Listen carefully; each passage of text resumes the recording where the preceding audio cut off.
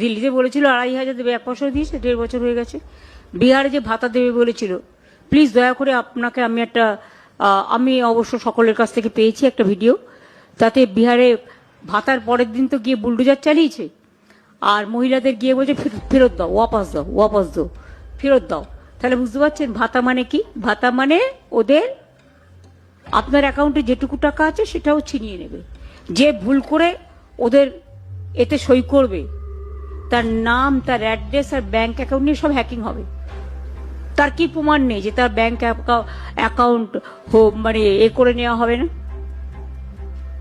টোটালটাই নিয়ে নেওয়া হবে না? সুতরাং এটা টোটালটাই মানুষকে বিভ্রান্ত করার জন্য ভোটের আগে একটা অপপ্রচার।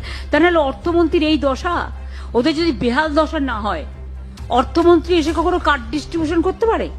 বাজেটে করলেন না কেন? আমাদের লক্ষ্মীর ভাতা যে টাকা আমরা বাড়ালাম, 500 ছিল আগে, তারপর হলো 1000, 1500, 1700, আমরা তো বাজেটে করে দিলাম। বাজেট অ্যালোকেশন হয়েছে। ইয়েস, বাজেট অ্যালোকেশন করে ফেব্রুয়ারিতে বলে দিয়েছি।